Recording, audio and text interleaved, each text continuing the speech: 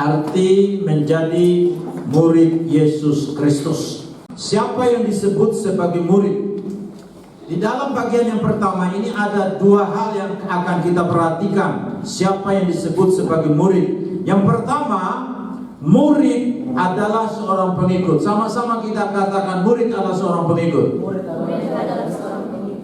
Firman Tuhan berkata dalam Markus pasal 2 ayat 14, kemudian ketika ia berjalan lewat di situ, ia melihat Lewi anak Alfeus duduk di rumah cukai. Lalu ia berkata kepadanya, ikutlah aku. Maka berdirilah Lewi lalu mengikuti dia. Firman ini menjelaskan kepada kita bahwa seorang murid itu adalah seorang pengikut. Firman Tuhan berkata pada saat Yesus lewat di suatu tempat, ia melihat seorang yang bernama Lewi. Nama lain dari Lewi ini adalah Matius, yang Tuhan pakai menjadi penulis Injil Matius. Anak Alfeus, dia duduk di rumah cukai karena memang pekerjaannya adalah sebagai pemungut cukai. Ketika Yesus berjalan lewat di situ, Yesus kemudian berkata begini, ikutlah aku. Dan ketika Matius atau Lewi mendengarkan apa yang Tuhan Yesus katakan kepadanya untuk mengikuti dia, maka pada saat itu juga dia berdiri lalu mengikut Yesus Kristus. Saudara yang kasih dalam Tuhan, Tuhan menginginkan kita yang ada di tempat ini bukan hanya sekedar menjadi pengikut yang ikut-ikutan, tapi betul-betul kita menjadi murid Yesus Kristus yang ditandai oleh kesediaan kita untuk mengikuti Dia. Hari ini ketika Yesus ada di sini, dia lewat dan dia berkata kepada kita, ikutlah aku. Apakah kita semua memiliki respon yang sama seperti Lewi ini yang kemudian berdiri mengikut Yesus? Tuhan menginginkan hal seperti ini.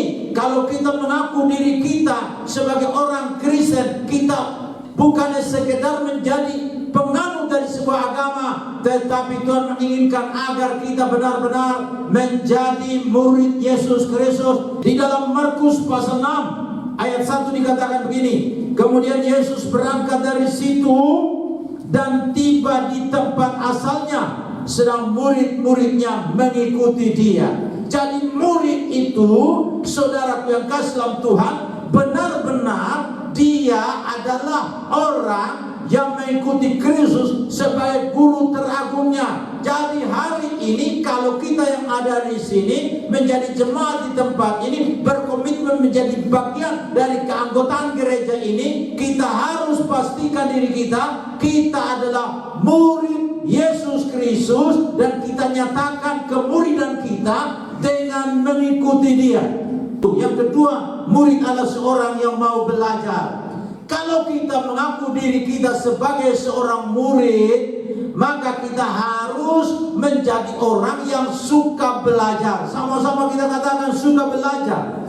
Yesus mengatakan di dalam Matius pasal 11 ayat 29, pikulah kuk yang kupasang dan belajarlah padaku. Tuhan berkata agar semua kita yang telah memberikan diri kita untuk memenuhi panggilan Tuhan untuk menjadi murid, kita harus bersedia untuk memberi diri kita ini dipasang oleh Tuhan suatu kuk. Dengan jalan itu kita mau belajar bagaimana kita diarahkan oleh Dia sebagai guru teragung kita. Dengan jalan seperti itu juga akan terbentuk di dalam diri kita suatu karakter ilahi yang sama seperti karakter Yesus yang disebut di sini lemah lembut dan rendah hati, maka jiwamu akan mendapat ketenangan. Banyak di antara kita yang tidak sampai pada pengalaman jiwa kita menerima ketenangan atau mengalami ketenangan. Kita mencari ketenangan pada hal-hal yang lain. Kita sudah punya istri, kita tidak cukup puas dengan istri kita, kita cari yang lain lagi. Kita sudah punya suami, kita tidak puas dengan suami kita, kita cari yang lain lagi. Tidak ada ketenangan jiwa di dalam diri kita. Mengapa? demikian karena kita hanya sekedar sebagai suatu penganut agama Kristen saja, kita belum sampai pada tindakan untuk bersedia menjadi murid yang suka belajar dari Yesus sebagai guru teragung kita. Kalau kita sebagai murid, kita harus memiliki kesukaan untuk belajar dari Yesus Kristus supaya terbentuk di dalam jiwa kita ini suatu kerendahan hati dan kelemah lembutan yang akan mendorong kita untuk mengalami ketenangan jiwa. Saudara yang kasih dalam Tuhan, dalam Lukas pasal 6 ayat 40 dikatakan begini, seorang murid tidak lebih daripada gurunya, tetapi barang siapa yang telah tamat pelajarannya akan sama dengan gurunya. Jadi kita perhatikan apa yang Tuhan katakan di sini, bahwa kita ketika kita masih belajar, kita tidak akan pernah sama dengan guru yang mengajar kita. Tapi ketika kita menyelesaikan pelajaran dari guru kita, kita sudah tamat, kita akan menjadi sama dengan guru kita. Seperti itulah yang Tuhan inginkan ketika kita belajar dari Yesus Kristus. Maka ketika kita tamat sebagai murid, pada akhirnya kita akan menjadi sama dengan Kristus yang kepadanya kita belajar sebagai guru agung kita.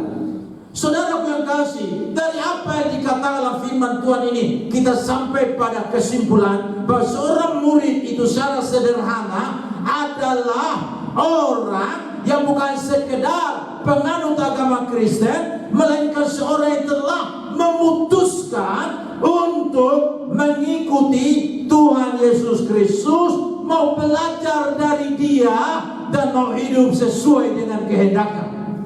Ini adalah murid yang Tuhan kehendaki bagi kita sekalian sebagai jemaat Tuhan yang ada di tempat ini. Saudaraku yang kasih dalam Tuhan, lalu apa itu pemuridan? Pemuridan itu merupakan suatu proses. Sama-sama kita katakan proses. Proses untuk apa? Proses untuk menjadi seorang murid yang mau terus menerus untuk bertumbuh semakin serupa dengan Kristus sebagai guru teragung kita yang kepadanya kita belajar. Kemudian kita juga mau dilatih supaya dapat menjadi serupa dan juga segambar dengan Yesus Kristus Tuhan kita. Inilah tujuan dari pemuridan. Karena itu saudara, menjadi seorang murid itu bukan sesuatu yang instan, tapi itu merupakan suatu proses, di mana melalui proses menjadi murid ini kita harus bersedia untuk terus bertumbuh semakin serupa dengan Yesus, bersedia untuk dilatih. Karena itu Tuhan memberikan kepada kita 5 jawatan dalam gereja.